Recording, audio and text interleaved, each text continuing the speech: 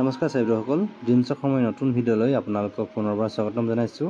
চাইবেদসকল, আজি মই আপোনালোকলৈ লৈ আহিছোঁ শিক্ষা হেতুৰ এটা গুৰুত্বপূৰ্ণ আপডেটক লৈ। চাইবেদসকল, আপোনালোক সকলোৱে নিশ্চয় 1 এপ্ৰিল 2024 পৰা শিক্ষা হেতুত অনলাইন এটেণ্ডেঞ্চ দি আহিছে ইন টাইম। যিহেতু চাইবেদসকল ইন টাইম এটেণ্ডেঞ্চ দিয়াৰ পিছতো বহু শিক্ষকক এবচেণ্ট দেখুৱাইছে।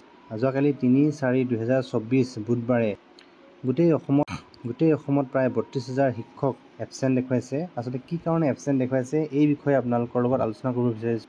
চাইবেদসকল, ভিডিঅ'টো চাই আপোনালোকে কেনে পালে কমেণ্ট কৰি নাপাহৰিব, আৰু যিসকল চাইবেদে মোৰ চেনেল নতুনকৈ চাই আছে ছাবস্ক্ৰাইব কৰিবলৈ নাপাহৰিব। চাইবেদসকল, আপোনালোকে যেতিয়া শিক্ষা হেতুত অনলাইন এটেণ্ডেঞ্চ দিয়ে সেই সময়ত আপোনালোকে যেতিয়া আপোনাৰ লাইভ আপোনালোকৰ ফটো কেপচাৰ কৰিব লাগে, সেই সময়ত যেতিয়া আপোনালোকে লাইভ কেপচাৰ কৰে, যেতিয়া আপোনালোকৰ এটেণ্ডেঞ্চ দিয়ে শিক্ষা হেতু এপত, তেতিয়া আপোনালোকে কি কৰিব লাগে, শেষত চিংখনাইজ বুলি এটা অপশ্যন আহে, সেই চিংখনাইজটো কৰিব লাগে। চিংখনাইজ কৰাৰ পিছতো বহু শিক্ষকৰ এটেণ্ডেঞ্চটো কেপচাৰ নহয়। কি কাৰণে কেপচাৰ নহয় আপোনালোকক এই বিষয়ে জানো। কি কৰিব চাইবেদসকল, যেতিয়া আপোনালোকে শিক্ষা হেতুত এটেণ্ডেঞ্চ দিয়ে সেই সময়ত এবাৰ যদি চিংখনাইজ নহয়, তেতিয়াহ'লে আপোনালোকে বাৰে বাৰে চিংখনাইজ কৰিবলৈ চেষ্টা কৰিব। এবাৰ, দুবাৰ, 3, 4বাৰ, 5বাৰ, যেতিয়ালৈকে আপোনালোকৰ চিংখনাইজ নহয় তেতিয়ালৈকে আপোনালোকে চিংখনাইজ কৰিয়ে থাকিব। ইয়াৰ পিছতো আপোনালোকৰ এটেণ্ডেঞ্চটো চেক কৰিব পাৰিব। আপোনালোকে কেনেকৈ এটেণ্ডেঞ্চটো চেক কৰিব আপোনালোকক এই বিষয়ে জনাম। চ' চাইবেদসকল, ছাপ'জ আজি আপুনি এটেণ্ডেঞ্চ দিলে, সেই এটেণ্ডেঞ্চটো শিক্ষা হেতুত প্ৰেজেণ্ট হ'ল নে নাই, নে এবচেণ্টে দেখাই আছে, এই গোটেইখিনি কথা আপোনালোকে চাব পাৰিব শিক্ষা হেতু পৰ্টেলত। কি কৰিব লাগিব চাইবেদসকল, আপোনালোকে মোবাইল বা আপোনালোকৰ টেবলেট নতুবা PCত আপোনালোকৰ ক্ৰ'ম ব্ৰাউজাৰটো অ'পেন কৰি ল'ব। ক্ৰ'ম ব্ৰাউজাৰটো অ'পেন কৰাৰ পিছত আপোনালোকে চাৰ্চ কৰিব লাগিব শিক্ষা হেতু অসম বুলি, আৰু শিক্ষা হেতু অসম বুলি চাৰ্চ কৰাৰ পিছতে আপোনালোকে শিক্ষা হেতু অসম পৰ্টেল বুলি এটা অপশ্যন দেখিব, সেই তাত ক্লিক কৰিব লাগিব। ইয়াত ক্লিক কৰাৰ পিছতে লগইন পেজটো খোল খাই যাব। আপোনালোকে কি কৰিব লাগিব, ইয়াত লগইন কৰি ল'ব। লগইন কৰাৰ পিছতে আপোনালোকৰ স্কুলৰ ডেছবৰ্ডটো খোল খাই যাব, আৰু ডেছবৰ্ডৰ ঠিক বাওঁফালে আপোনালোকে ওপৰত 3ডাল আঁচ দেখিবলৈ পাব। সেই 3ডাল আঁচত ক্লিক কৰিব। 3ডাল আঁচত ক্লিক কৰাৰ পিছতে আপোনালোকৰ বহু অপশ্যন দেখিবলৈ পাব। মই কিছু জুম কৰি দেখুৱাইছোঁ আপোনালোকক। চ' আপোনালোকে দেখিছে dashboard, school management, teacher and staff, student management আৰু এটেণ্ডেঞ্চ মেনেজমেণ্ট। তো আপোনালোকে কি কৰিব লাগিব, এই এটেণ্ডেঞ্চ মেনেজমেণ্টত ক্লিক কৰিব লাগিব। এটেণ্ডেঞ্চ মেনেজমেণ্টত ক্লিক কৰাৰ পিছতে ইয়াত কেইবাটাও অপশ্যন দেখিবলৈ পাইছে, teacher and staff attendance, student attendance, out of the premises attendance approval. চ' আপোনালোকে কি কৰিব লাগিব, ইয়াত টিচাৰ এণ্ড ষ্টাফ এটেণ্ডেঞ্চ ইয়াত ক্লিক কৰি দিব।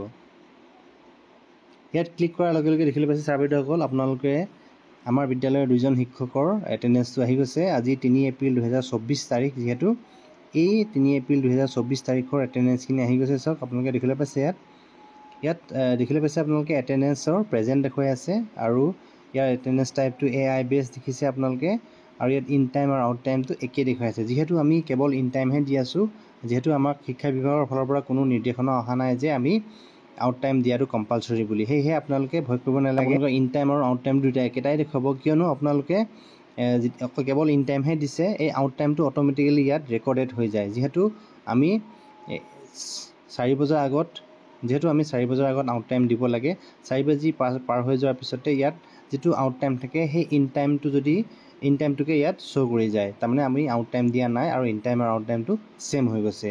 চাওক চাইবেদসকল, এয়া দেখুৱাইছোঁ আপোনালোকক মই। ইয়াত আমাৰ বিদ্যালয়ৰ 2জন শিক্ষকে প্ৰেজেণ্ট হৈ আছে।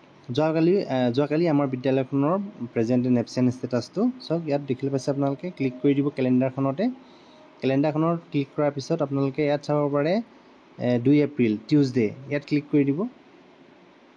ইয়াত ক্লিক কৰাৰ লগে লগে দেখিছে চাইবেদসকল, এয়া আমাৰ বিদ্যালয়ৰ 2জন শিক্ষক প্ৰেজেণ্ট আছে। ইয়াত দেখিবলৈ পাইছে আপোনালোকে 9 বজাত প্ৰেজেণ্ট হৈ আছোঁ, আৰু আনজন শিক্ষক 9:09 প্ৰেজেণ্ট দেখুৱাই আছে। ইয়াৰ পিছত আপোনালোকে 1 এপ্ৰিলৰ ষ্টেটাছটো চাব পাৰে।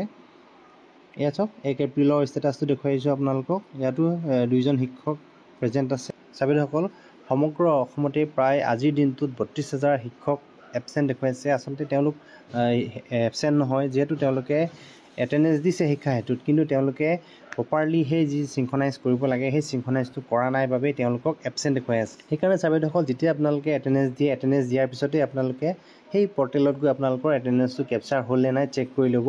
যদি চেক নকৰে তেতিয়াহ'লে আপোনালোকক বিভাগৰ ফালৰ পৰা মেছেজ দি থাকিব যে আপুনি আজি বিদ্যালয়ত অনুপস্থিত বা এবচেণ্ট আছে। চাইবেদসকল, আপোনালোকে জানেই যে ইন টাইমটো আমাৰ বাধ্যতামূলক হৈ গৈছে শিক্ষা হেতু এপত।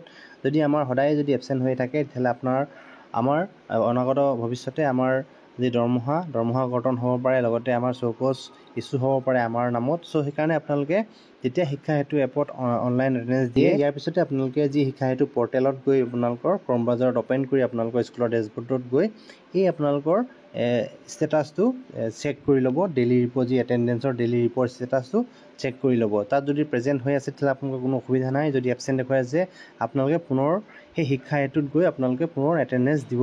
চ' চাৰ বাইদেউসকল, আজি মই আপোনালোকক জনালোঁ যে শিক্ষা সেতু পৰ্টেলত কেনেকৈ আপোনালোকৰ এটেণ্ডেঞ্চটো প্ৰেজেণ্ট হ'ল নে এবচেণ্ট হৈ আছে সেই বিষয়ে জানিব পাৰি। চ' চাৰ বাইদেউসকল, ভিডিঅ'টো চাই কেনে পালে কমেণ্ট কৰিবলৈ নাপাহৰিব। আৰু যিসকল চাৰ বাইদেৱে মোৰ চেনেল নতুনকৈ চাই আছে কাইণ্ডলি ছাবস্ক্ৰাইব কৰিবলৈ নাপাহৰিব। চ' ভিডিঅ'টো ইমানখিনি আছিলে চাৰ বাইদেউসকল। ভিডিঅ'টো শেষলৈ চাই থকাৰ বাবে আপোনালোকক ধন্যবাদ জনালোঁ।